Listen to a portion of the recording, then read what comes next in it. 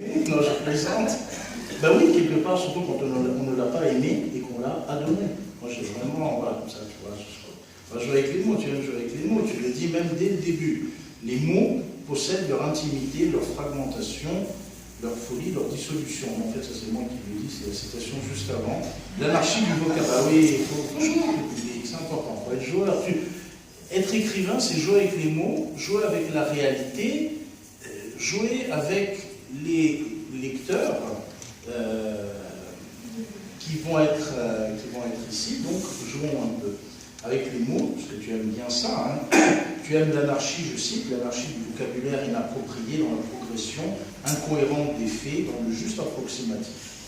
Et quand je dis effectivement, c'est pas un roman que j'ai aimé, c'est un roman que j'ai adoré, c'est un roman, tu me corrigeras si c'est pas un roman d'ailleurs, de mémoire, quand on avait eu un échange, je ne l'avais pas encore lu, où je t'avais dit alors ton recueil de poésie va sortir et tu m'avais corrigé, non, c'est un roman.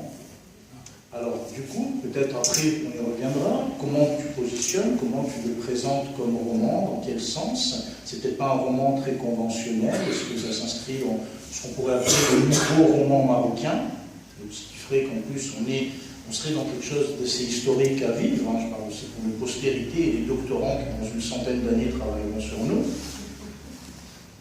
De quoi parle, alors avant de présenter de quoi parlent Luciole et Sirius, peut-être dire quelques mots sur le premier recueil de poèmes, qui est d'ailleurs sous-titré, c'est intéressant, là je le relisais à l'instant, Poèmes au-delà des poèmes.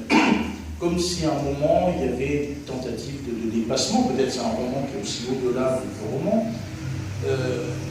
Le premier recueil de poèmes, 100 mètres, je me souviens qu'à un moment tu m'avais contacté pour le lire, hein, on n'avait pas parlé de chronique. À un moment je m'étais dit, moi je ne connais pas, donc on verra bien, j'avais dit je ne promets pas que je chroniquerai, et puis quand je l'avais lu, j'ai senti qu'il y avait quelque chose vraiment de nouveau, vraiment un souffle nouveau, une manière de réinventer de manière stylistique